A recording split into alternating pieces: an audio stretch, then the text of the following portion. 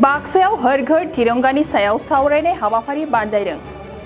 बाक्सानि भारत भुटान सीमा ओनसोलाव रैखाथि होबाय थानाय 27 नं रैखाथि हानजा SSPA समबाय मैनागुरिनि बानजायनायाव आजादी का अमृत महोत्सवनि थाखाय बाक्सा जिल्लानि मुसलपुर सदर थावनिनि सिङाव आर्नेबिलनि बाहादुर सिंह ब्रह्म MB फरायसालियाव हर घर तिरंगा बेनि सायाव मोनसे सावरायनाय हाबाफारि बानजायो।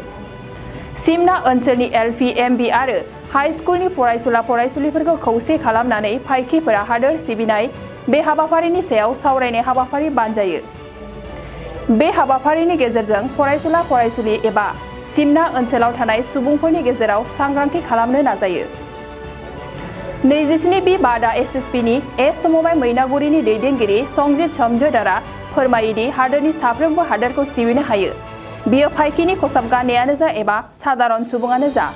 लोगोसे बिथाङा फोरमायबावोदि SSP नि थांखिया सिबिनाय रैखाथि आरो सोमोन्दोखौ जेब्लायबो गोख्रोङै लाखिनाय आरो देग्लाय बोसोराव नखर नखर फिरफिला बिरहोनांगौनि खौरांखौ बयनोबो हैनो खावलायो।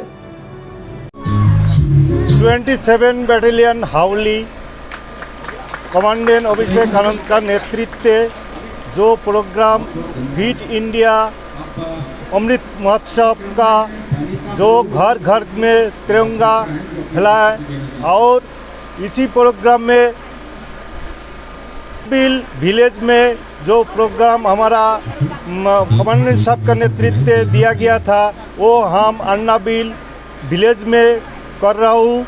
इसमें स्कूल बच्चा और विलेजेस पूरा इकट्ठा होकर हमारा प्रोग्राम में सहभागिता किया और इसमें हमारा स्कूल का जो अन्नाबिल स्कूल का जो विलेज है इसमें भी पूरा सहभागिता किया और यहाँ का विलेज वाला भी सहभागिता किया। हिमालय स्कूल का भी स्टूडेंट और पूरा सहभागिता इसमें किया।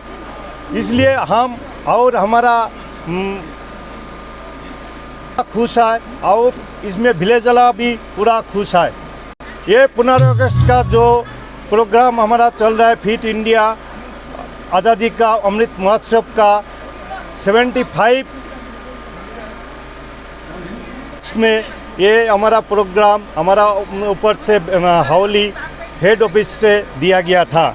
इसलिए ये प्रोग्राम हम लोग हर गांव में कर रहा हूँ और हर कंपनी भी कर रहा है। नोंथाङा सरकारि साख्रि नागिरदोंना? नोंथांनि थाखाय मोनसे गोजोनथाव खौरां। नोंथांनि थाखाय दं एडुकेट पॉइंट, जेराव नोंथाङा सोलोंथाइ लानायनि गेजेरजों सरकारि साख्रिनि गुबुन गुबुन रोखोमनि गोब्राब आनजादफोरखौ उथ्रिसारनो हागोन आरो गावनि आथिङाव गसंथानो हागोन। बे एडुकेट पॉइन्टआव नोंथांमोना SSC, bank PO, bank clerk, bank SO, UPSC, FSC, defence, railway, state insurance, AAO, ADO, असिस्टेन्टजों लोगोसे स्टेट लेभेल्स अफ आरो माखासे सरकारि साख्रिनि आनजादाव गोनांथि जानाय आयदाफोराव सोलोंथाइ लानो हागोन। मख'नो गोनांदि बे सोलोंसालियाव साख्रिनिल' नङा, बेयाव MBA आरो सैनिक स्कुल बायदियाव एडमिशननि थाखाय एन्ट्रेन्स होनो थाखायबो सोलोंथाइ लानो हागोन। बे सोलोंसालियाव गाहाम थाखो खथानि सुबिदा दं आरो सम मथे नोंथांनि सोलोंथाइखौ बे सोलोंसालियाव होनाय जागोन। बेखौबो मिथिनांगोन दि बे एडुकेट पॉइन्टआव सोलोंथाइ लानानै बावैसो 2021-22 इं मायथाइनि SSC GD नि आनजादाव गासै 11 सा सोलोंसाफोरा उथ्रिसारनो हादों। बारा नङा, गासै 15,000 रांजोंनो नोंथाङा बे सोलोंसालियाव 6 दानसिम सोलोंथाइखौ लानो हागोन। बे सोलोंसालिया क'क्राझार, बरपेटा रड, गलपारा आरो बङाइगावआवबो दं।